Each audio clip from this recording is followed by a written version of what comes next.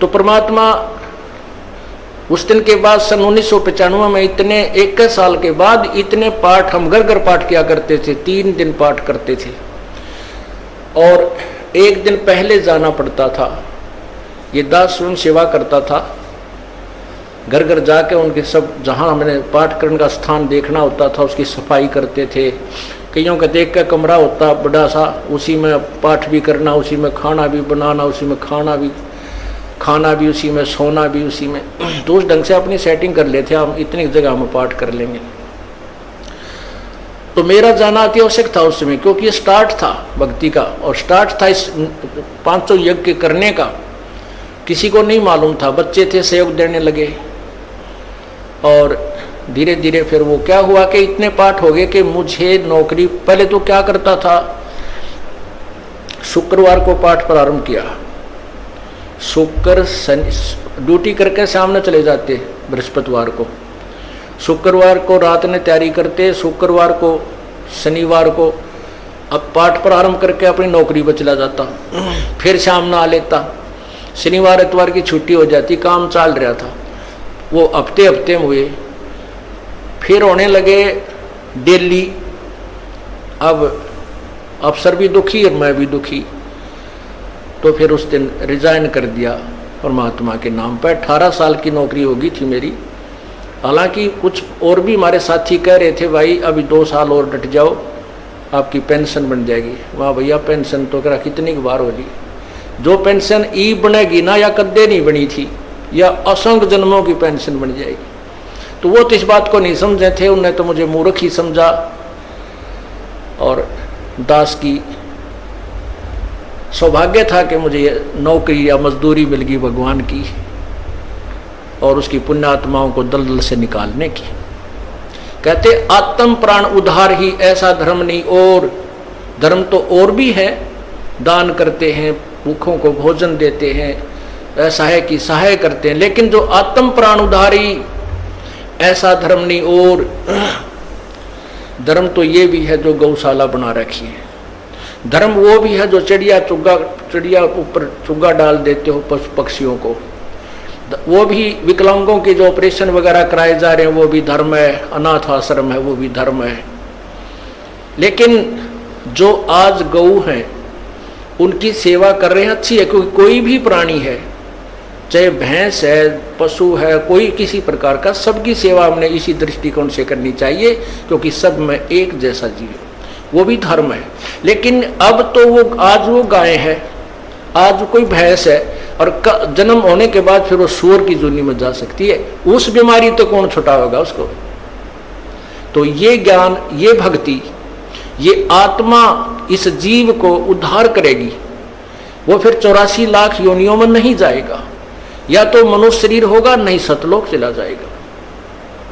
तो कहते हैं आत्म प्राण उद्धारी ऐसा धर्म नहीं और। तो इस दास को ये आत्म प्राण यानी जीव आत्मा के उद्धार की मजदूरी मिल गई और हरस शुक्र मनाता हूं प्रभु, आपने कैसे दया करी 2 कोटि के जीव पर। और ऐसे निर्मल भगवान की महिमा, ओए होए होए, जिसके नाम लेते हैं रूंग रूंग खड़े हो जाते हैं। उसके बाद परमात्मा की ऐसी महिमा हुई, अब मुझे इतनी खुशी होती है। कैसा निर्मल समाज तैयार हो रहा है। बीड़ी, शराब, मांस, तम्बाकू, उसको देखकर भी राजी नहीं है। अब ये पुण्यात्मा दोनों हाथों दान करते हैं और हम पहले लूटन पर लगे रहा करते थे, पाप बढ़ाते थे। ये माया साथ नहीं जानी थी कि इतना नरक इकट्ठा कर रहे थे। और परमात्मा क्या कहते हैं, सतगुरु के सजदा करूं कर्म छुटाए कोटि, और जो ऐसे सतगुरु की निंदा करे फिर जम तोड़ेंगे होठ। अब जो लोग बिना देखे सोचे समझे और भक्तों की, संतों की बुराई करते हैं, अब क्या बताते हैं कि सतगुरु के सजदा करो जिसने कर्म छुटाए कोट, करोड़ों पाप कर्मों से हटाकर और पुण्य कर्मों पर लगा दिया। कितने पाप कर्म बचा दिए हमारे। और जैसे ऐसे सतगुरु की जो निंदा करते हैं, कहते हैं उनके जम तोड़ेंगे होठ, यम के दूत उनके ऐसे लठ मारेंगे, चाहे कितने लागो, मुंह पे, होठा पे। होठ इसलिए कहा कि इस पर ज्यादा दर्द होया करे, सोई भी बड्डी आया करे, तो कहते हैं वो जम तोड़ेंगे होठ जो बकवाद किया करते थे, संतों की निंदा करते थे। नित्यानंद जी महाराज ने यहां तक कहा है, भाई तू ना मानता ना, ठीक है अपना और काम कर ले और कुछ कह सुन ले, पर संत की निंदा मत करिए, ये तेरे लिए बहुत जबरदस्त पाप बन जाएगा। लेकिन जो इस मार्ग से परिचित नहीं है, वो नादान बच्चे आग में हाथ दे देते, बिजली के तार को छू लेते, और ज्ञान होता सत्संग से, और सत्संग में ये काल नहीं आने देता। तो उस दिन के बाद परमात्मा की ऐसी रजा हुई कि बाग लाग गया भगवान का, और यही प्रार्थना करता रहा, परमात्मा तेरे बच्चे तुझे समझे पहचाने, दास को ये नौकरी दी है, इसमें सफल भी आप ही करोगे। इन लोगों ने तो आपको भी नहीं बख्शा था, जब जिसमें आप यहां आए थे काशी में 120 वर्ष रह कर गए, सारा जीवन आपके पीछे पड़े रहे। उन दुष्ट आत्मा स्वार्थियों ने अपने स्वार्थ के लिए जनता को सत्य ज्ञान नहीं समझने दिया, और परमात्मा को बहुत यातनाएं दी गई। अब उनकी जो यातनाओं, उनके साथ जो हुए संघर्ष को देखकर इस दास का दिल डटा हुआ है कि हमारे साथ तो अभी कुछ भी ना हुआ है। जो उस परमात्मा के साथ कितना तेल के कढ़ाई में डाल दिए, कितना काट काट के घेर दिए, कितना कुएं में डाल के ऊपर तो डले ठोक दिए, और फिर भी डोके न पाए। वो तो समर्थ थे, और जनता कुछ नहीं बिगाड़ सकी और ना ही उनको समझ सकी।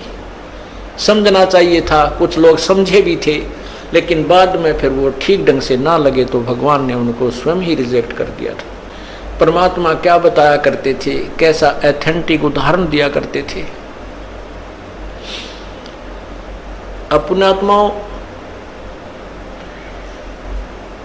क्या बताते हैं, भाई सिर साटे की भक्ति है और कछो नहीं बात, सिर के साटे पाइयो अवगत अलख अनाथ।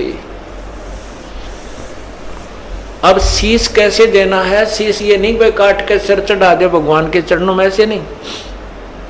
जैसे आपको परसों के सत्संग में सुना था कि गुरुदेव को समर्पण कर दिया जाए। समर्पण का अर्थ यह है कि जो आज्ञा दें वही की जाए, चाहे वो बुरा लग रहा है चाहे अच्छा लग रहा है, उसमें हमारा हित है, अति हित होता है। और संत क्या कहते हैं, भाई बीड़ी शराब मांस तम्बाकू ये मत पीना। संत कहते हैं चोरी जारी नहीं करना, डाके ना डालना, किसी की जेब ना काटना, ये महापाप है तेरे लिए।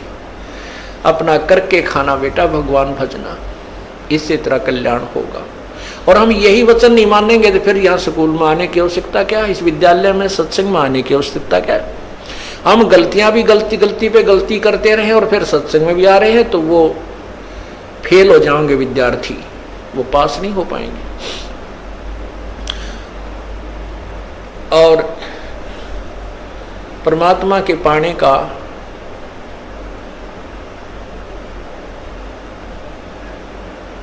कौन सा तरीका उत्तम है? उत्तम तो अर्थ है कि जैसे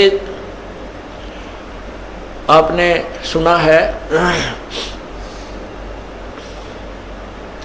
कुबद कांचड़ी चढ़ी चित पे होया मनुष्य नागरे, सूझे नहीं सजन सुख सागर बिना प्रेम बैरागरे।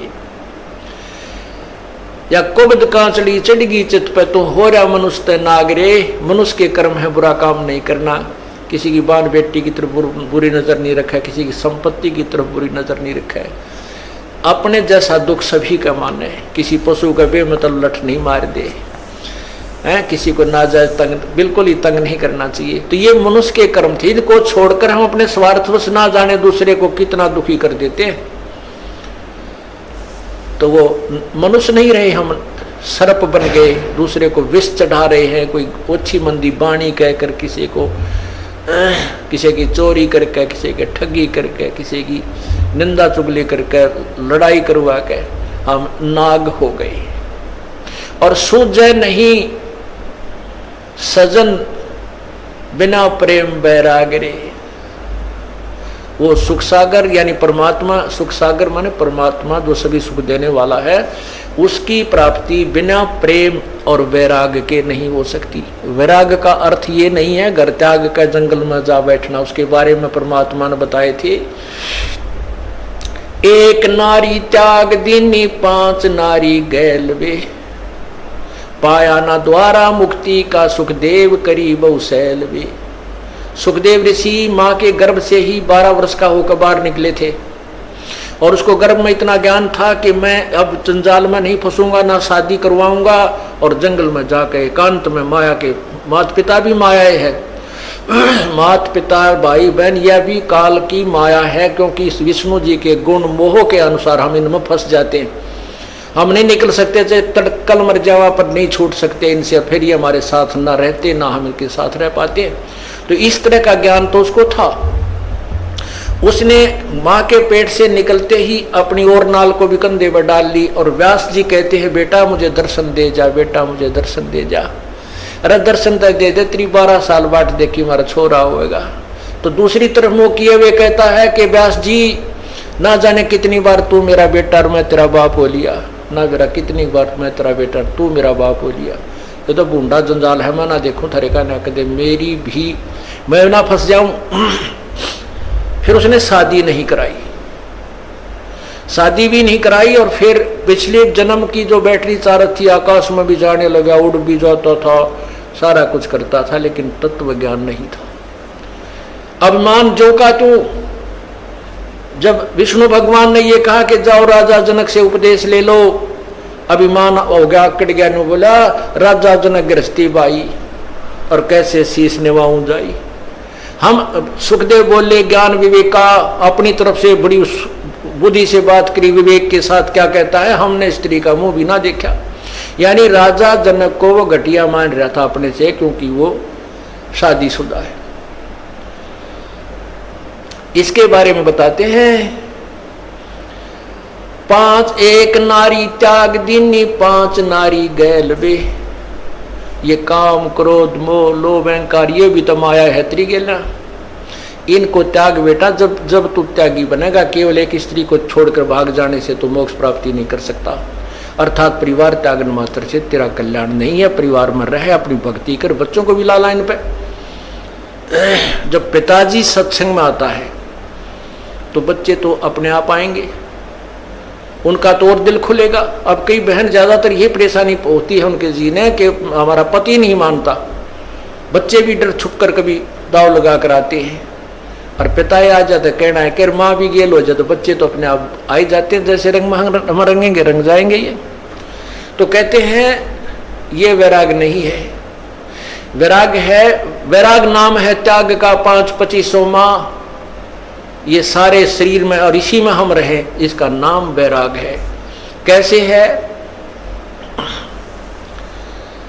कि एक सीप बनती है, सीप में मोती बनता है, एक कीड़ा होता है, सीप एक जीव है।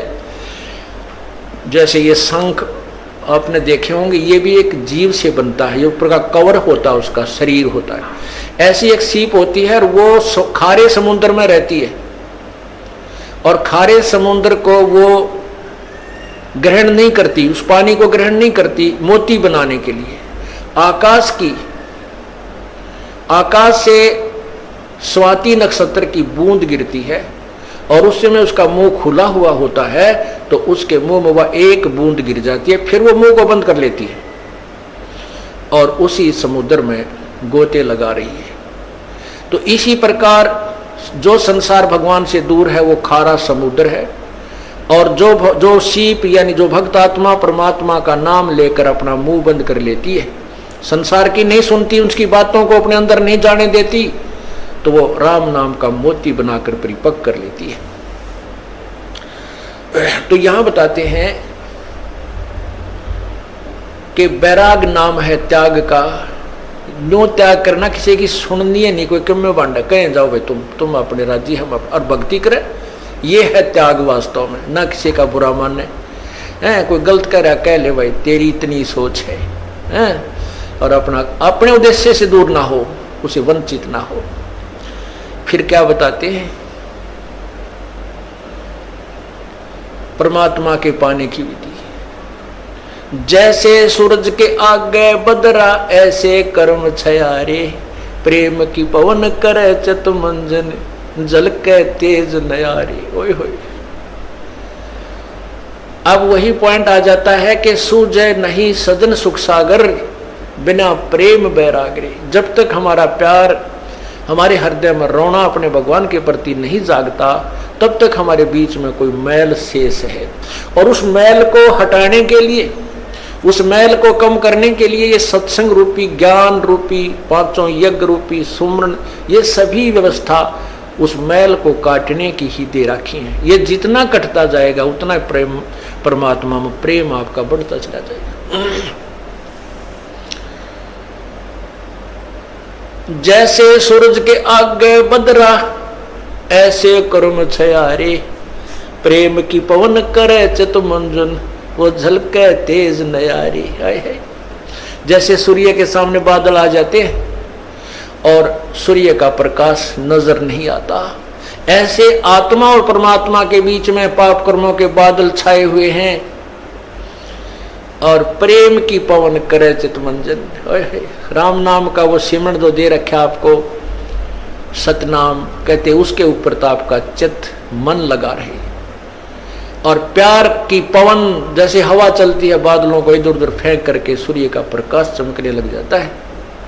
प्रेम की पवन करे चितमंजन झलके तेज नयारे, वो परमात्मा आपको दृष्टिगोचर हो जाएगा। आपके जो पाप कट जाएंगे, आपके बीच में जो पाप कर्मों की द्वार, अज्ञान की द्वार है, वो हट जाएगी।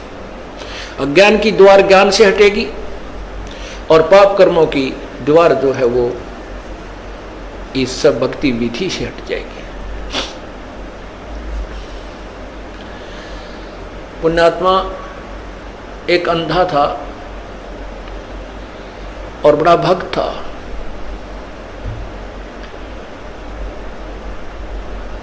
बड़ी साधना करा करता था। एक बार उसको दस्त लग गए, पेचिस लग गए, उसको लूज मोशन हो गए। और लूज मोशन इतने हो गए, उम्र भी उसकी अच्छी हो गई थी, 60-70 के आसपास। इतने लूज मोशन हो गए कि वो समझ गया ना कोई दवाई काम करे।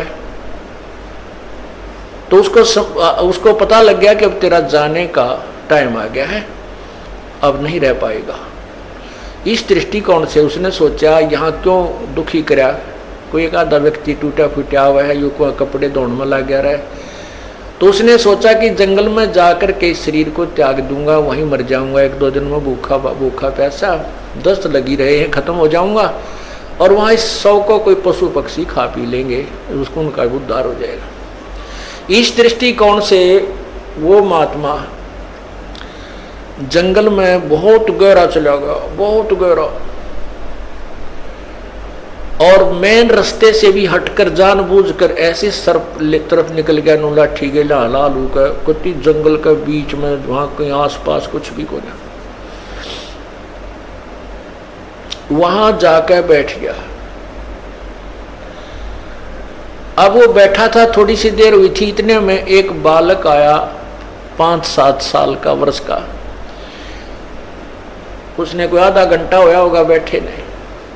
वो कहने लगा, बाबा आपको लगता है आप बीमार हो? कहाँ भाई, बीमार हूँ बेटा। आप कहाँ से आ गए? यहाँ बच्चे को बोला, बोला यहाँ हमारा मकान है, यहाँ हमारी आश्रम है, हमारा घर है यहाँ पर थोड़ी सी दूरी पे। और बाबा ले ये खिचड़ी खा ले, आपको दस्त लगे हैं, मेरी माँ ने बना के दी है, रोटी खा, अब खिचड़ी खा ले। वो बोला, ओ बेटा ला, भूख लगी है।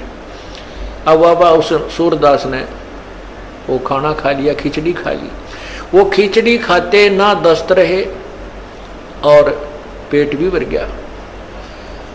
तो उसने शुक्र मनाया, परमात्मा बड़ी दया करी आपने, हे परमात्मा आप यहाँ भी साथ है। देख कितना छोटा आदमी को यहीं पर आपके बच्चों ने मेरी सेवा कर दी। ये सोच के अग भाई चल भगवान की यह रजा है, और जीवन देंगे तो इसका भजन करेंगे, ठाओगे तो चल इसके लोक में जाओगे, हमारे दोनों हाथों में लड्डू हैं। तो इतने में कुछ देर में वहां उस लीला परमात्मा की ये भेड़ बकरियां वाले आ गए, और उनकी एक भेड़ बकरी की तरह लगी। उसने ढूंढते ढूंढते उस घोर जंगल में पहुंच गए। वो बाबा जी लौट रहा वहां पर, वो कहने लगे महात्मा तू यहाँ कैसे आ गया? वो बोला भाई आ गया, मैं ऐसे ऐसे बीमार था और यहाँ एक भगवान आत्मा का घर है, उसने मेरा नहीं की ऐसी दया करी, कोई खिचड़ी सी बना कर दी, मैं ठीक हो गया, मेरे दस्त लाग रहे थे।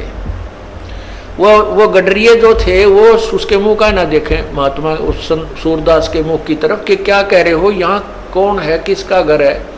और उसके पास क्या था, वो जो प्लेट लाया था, थाली जिसमें खिचड़ी लाया था डाल के, जब उस महात्मा ने वह खिचड़ी खा ली, वो आवाज लगा रहा था बेटा अपनी यह थाली ले जा, बेटा थाली ले जा। उधर से वो गडरिये आ गए, जब वो रट लगा रहा था तो गडरिये बोले बाबा किसको आवाज लगा रहा तू? बोला भाई यहाँ कोई एक घर है और उन्होंने ये खिचड़ी बना के भेजी थी बेटा, उनकी थाली, वो बालक था ना ले गया होगा थाली, ये थाली को उनको ले जाएंगे अपनी। वो कहने लगे बाबा जी तू यहाँ कैसे आ गया ऐसे घोर जंगल में? यहाँ ना कोई घर है, यहाँ से 5-7 कोस तक तक कोई गांव भी कोई ना, तू घर की बात करे, यहाँ कोई घर नहीं है, ये थाली कहाँ से आ गई तेरे पास? ने बोला भाई मन ने बेरा है कितना आएगी, जब यार कोई है ही नहीं और कोई घर नहीं तो मौन साध गया। अको हे भगवान, हे परमात्मा आप यहां भी साथ। अब क्या होता है, वो बाबा जी उठकर चल पड़ा, अक भाई चले जहां ले जाएगा वहीं चलते हैं। अब चलते चलते वो जा रहा था कि आगे एकदम गड्ढा था, वो गड्ढा ऐसे स्टाइल में था जय वो स्पीड उसकी इतनी थी बाबा जी की कि वो लाठी थोड़ी टेका था, कदम गणे दर था। इसी उमंग सी हो रही थी, कोई हे भगवान आज मेरा जीवन दान कर दिया भगवान, इस उमंग में चल रहा था। तो ज्यों ही वो गड्ढे में गिरने को हुआ तभी एक व्यक्ति ने उसका हाथ पकड़ के और उल्टा ले लिया। ने बोला बाबा आगे इतना जबरदस्त गड्ढा है, तुम गिर के मर जाता, वापस हो ले, ये रास्ता ठीक नहीं। तो उस संत ने उसके बचाने वाले का पैर पकड़ लिया, नो का नो नीचे एकदम पैरा में गट गया। नो बोला परमात्मा जब तक निकल गए थे मेरे हाथ से, आज नहीं छोड़ू तेरे, जब तुम वो पहचान नहीं सका आपको आज नहीं छोड़ू, मन मत बकावे। ने बोला बाबा क्यों मेरे गल पड़ गया, मैं तो एक राह चलता आदमी हूं और ये तो सूत बैठ गया, तू मर रहा हो, मैं भगवान ने भेज दिया यहाँ तेरे को बचाने के लिए। ने बोला ना, एक बार धोखा खास गया सूरदास, दूसरी बार नहीं। और फिर उसने छुटा लिया वो पैर हाथ। ने बोला छोड़ तू मेरे गले पड़ गया। जब वो कहता है, कहने लगा कोई बात नहीं, तू सारी सृष्टि का मालिक है और मैं बोधा जी तेरा मेरा के मुकाबला है कि मैं तुझे पकड़ सकूं, लेकिन सूरदास के दिल ते निकल जा जब देखूं किसा बलवान तू। ने बोला हीना जान के कमजोर निर्बल जानो और पैर छुटा गया है, अति बलवान तू है, सर्वशक्तिमान तू, लेकिन सूरदास के दिल ते निकल जा जब जानू किसा बलवान तू। कहते हैं उसी समय उसके दिव्य भी वो दृष्टि भी खुल गई और भगवान ने सामने दर्शन दिए, जिस भी रूप में वो पूजा कर रहा था। अब देखो पुण्यात्माओं,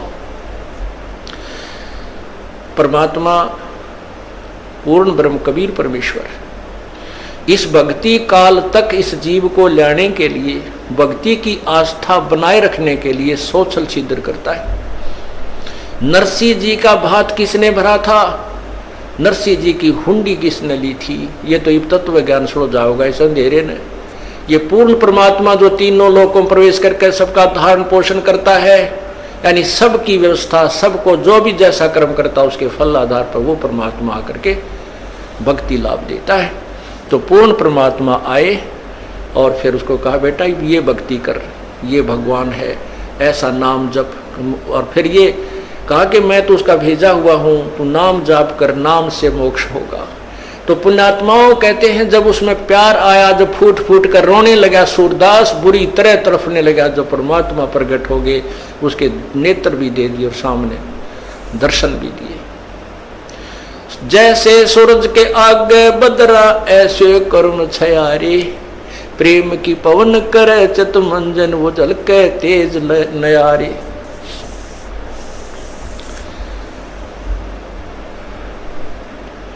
कहते हैं बिना प्रेम पावे नहीं चे करोड़ समाधि ला। और इस प्यार को जागृत करने के लिए, इस प्यार को आप परमात्मा के प्रति बढ़ाने के लिए आपका जो ट्रीटमेंट चल रहा है, ये सारा जो उपचार है परमात्मा में प्यार बढ़ाने का। जितना भी प्यार आपका भगवान में बढ़ जाएगा, उसके बाद आपको संसार में उस मालिक के अतिरिक्त कोई नजर नहीं आएगा। और वो मालिक कैसा है, कौन है, उसको नहीं जानते। इसलिए परमात्मा ने यही कहा है कि मम संत मुझे जान मेरा ही स्वरूपम। मेरे संत को मेरा ही रूप मान लेना, मैं मुझे ही मान लेना। जैसे गुरु भगवान नहीं है, गुरु तो भगवान को मिलाने का, प्राप्त करवाने का एक मीडिया है, लेकिन वो पूर्ण परमात्मा का कृपा पात्र है।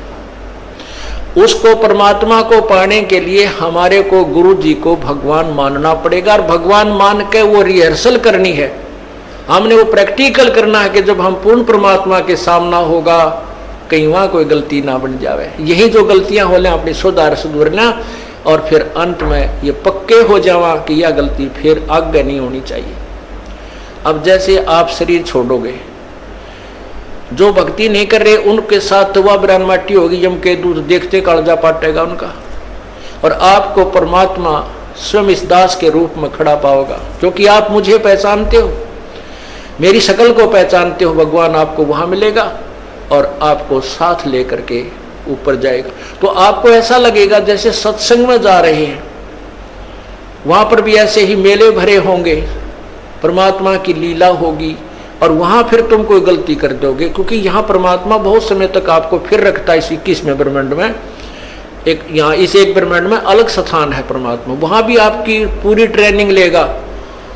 और वहां फिर ऐसे जैसे सत्संग में आते हो, यहाँ भी इधर उधर का कोई गलती कर दोगे तो ये तो एक प्रैक्टिकल हो रहा है, और वहां हो जाएगा ओरिजिनल एग्जाम आपका, तो वहां से फिर पटकने पड़ोगे यहीं पर। उसमें इतना सुख जरूर हो जाएगा कि कई सैकड़ों मनुष्य जन्म में मिल सकते हैं, पार नहीं हो सकते। तो इसलिए यहाँ जो आप आते हो, तो जब यो दास है आपका, वो परमात्मा ने भेज रखा है, तो उसके लिए कहते हैं मम संत, मेरे संत को मेरा ही स्वरूप मानिए। मम संत मुझे जान मेरा ही स्वरूपम। अब जैसे परमात्मा गुरु के बिना नहीं मिले, और कहते हैं गुरु जी भगवान है। परमात्मा खुद कहते हैं गुरु मानुष कर जानते ते नरकिये अंधे, ओवे दुखी संसार में आ गए यम के फंदे। अब गुरु गोविंद कर जानियो, गुरु जी को भगवान मानकर चलियो, और रहियो शब्द समाए, वचन में, वचन के अंदर चलना, उसके आज्ञा का पालन करते रहना।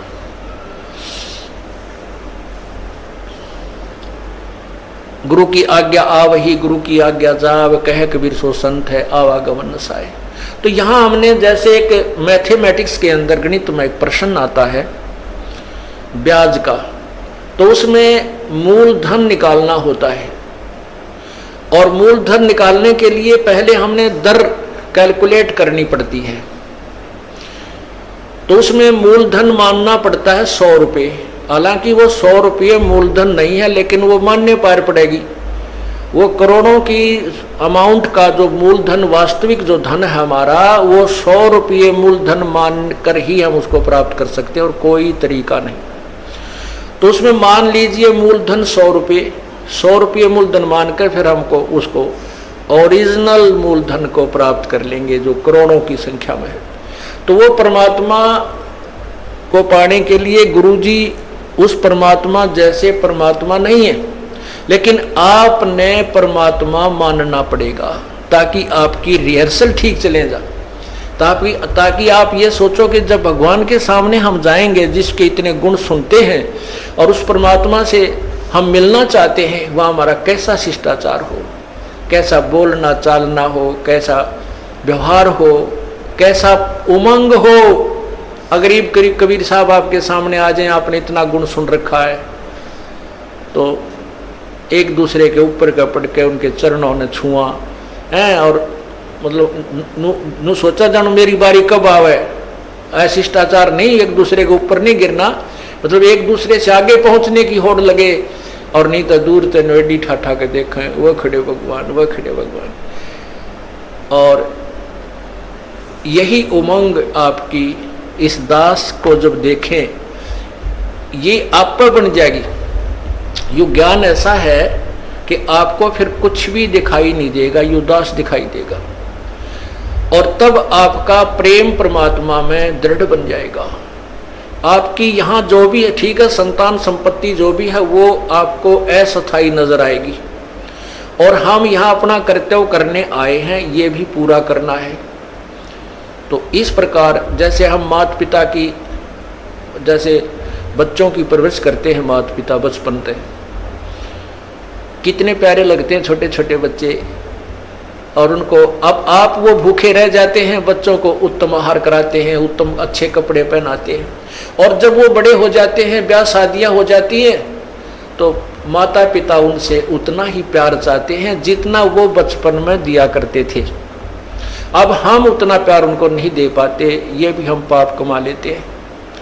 बूढ़े आदमी ने कुछ नहीं चाहिए, सारे शौक खत्म हो जाते हैं उसके बुढ़ापे में, और हमारे भक्त बीड़ी शराब मांस तम्बाकू को मुँह त्याग देते हैं तो बिल्कुल नहीं छूते, वो केवल प्यार के भूखे होते हैं। बुजुर्ग आदमी को, माता पिता को, दादा दादी को, बाहर से आते हो या सुबह उठते हो, सत साहेब बोले, और प्यार तेनो बाहर से भी आते हो, चाहे आपका किसा मूड ऑफ है अपने माता पिता से, कहे माँ ठीक हो, पिताजी ठीक हो, उनका आड़े गदगद आत्मा हो जाती है।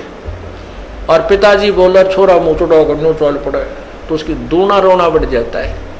तो पुण्यात्मा, हमने अपने बुजुर्गों की हृदय से सेवा करनी है, बुराइयों से बचाना है, हुक्का नहीं पहना उनको, शराब नहीं पिलानी, चाहे मरे चाहे जीवे, प्यार दो, अच्छा भोजन कराओ, अच्छे कपड़े पहनाओ, प्यार से रखो।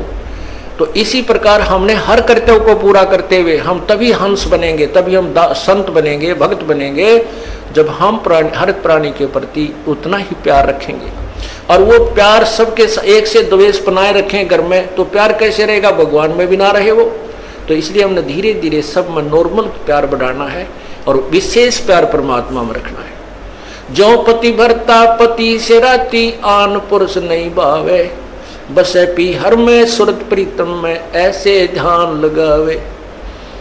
जैसे लड़की अपने घर चली जाती है शादी के उपरांत, तो उसका विशेष लगाव अपने पति में हो जाता है, बहुत लगाव हो जाता है, और वो एक पल भी उसे नहीं भूल पाती है, लेकिन किसी को सो भी नहीं करती है, माता पिता को भी प्यार देती है, भाई बहन को भी, और अपना काम भी करती रहती है। लेकिन जो विशेष कसक उसके अपने पति में होती है, पति भरता स्त्री की। कहते हैं ऐसे ही हम यहाँ इस संसार में रहेंगे, अपने परिवार में, ये हमारा मायका समझो, और हमने ससुराल चलना है अपने पति परमात्मा कबीर परमेश्वर को ऐसे पल पल में याद रखना है। जो पति भरता पति से राती, आन पुरुष नहीं भावे, बसे पी हर में सुरत प्रीतम में, नो कोई ध्यान लगावे। वो क्योंकि यहाँ हम खेचातानी नहीं रखेंगे, यहाँ भी प्यार, इनके लेवल का प्यार, यहाँ भाई के लेवल का, बाण के लेवल का, जेठ के लेवल का, जेठानी के लेवल का, ये भी इनको श्रद्धा सत्कार देना है। लेकिन विशेष कर सक अपने परमात्मा में रहनी चाहिए, वो विशेष प्यार, वो हमें आगे ले चलेगा। और यहाँ हम आपस में लड़ाई झगड़ा रखेंगे तो भी भगवान को पसंद नहीं। जैसे एक लड़की अपने एक सह परिवार में रहती है, जेठ भी है, जेठानी भी है, देवर है, देवरानी है, ननंद है, सास है, ससुर है, पितश्रे हैं, तो इस तरह हम फिर वो लड़की इतनी शिष्टाचार में रहनी चाहिए। अपने पति से तो प्यार है ही है, वो तो बिल्कुल उसमें को नो डाउट, क्योंकि उसका और उसका आजीवन का संबंध है। और लेकिन अन्य परिवार के सदस्यों से भी उसने मनमुटाव नहीं रखना चाहिए। जैसे जिसका सत्कार जो ड्यू करता है, उनको डिजर्व करता है, अवश्य देना चाहिए, नहीं तो वह पतिव्रता नहीं कलियारी हो जाएगी। फिर अगर वो प्यार नहीं देगी, वो शिष्टाचार नहीं रखेगी, आदर सत्कार प्रेम से नहीं बोलेगी, तो घर में आग लग जाएगी, तो ना भक्ति बने ना कोई और बने। तो इस प्रकार हमने हर दृष्टिकोण से अपने जीवन को नरक ना बना करके यहाँ का स्वर्ग तो हमने घर बना लेना चाहिए, और सतलोक में अपने चल पड़ेंगे, वहां जाकर सुख सारा मिल ही जाएगा।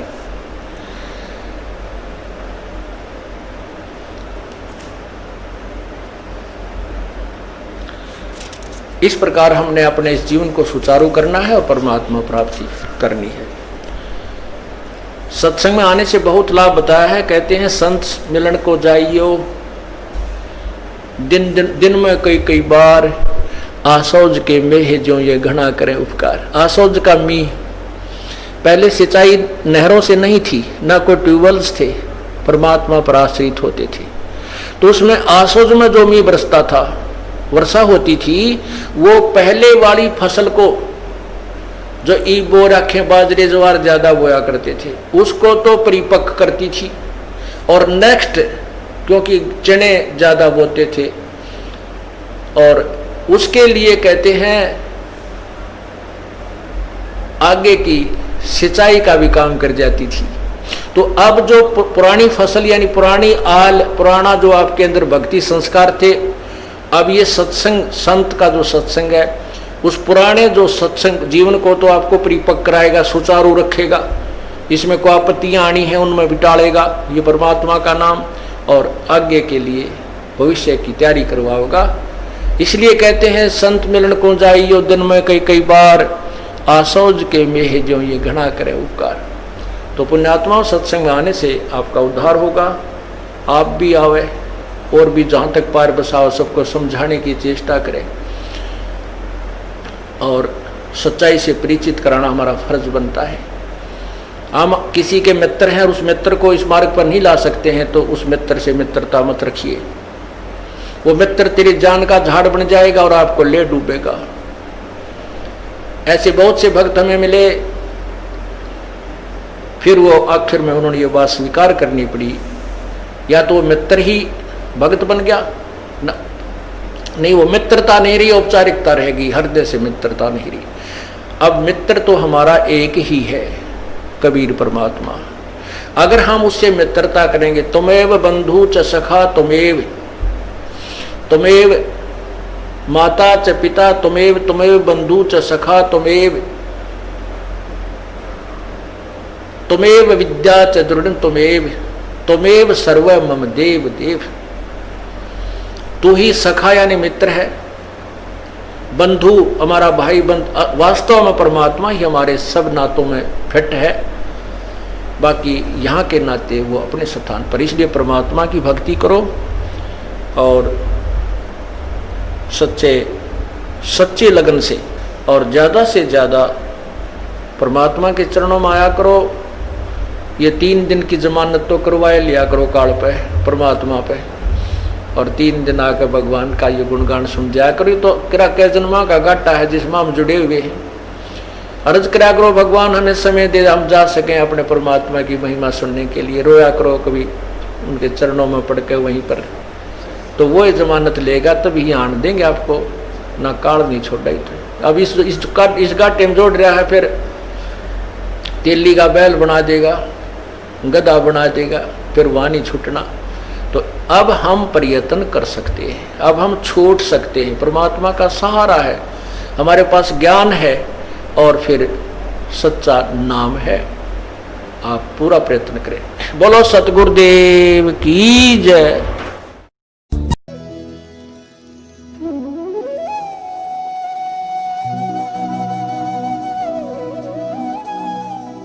अगर आप ये वीडियो YouTube पर देख रहे हैं तो हमारे चैनल को सब्सक्राइब करें और बेल आइकन को दबाना ना भूलें। अगर आप Facebook पर ये वीडियो देख रहे हैं तो हमारे पेज को लाइक करें।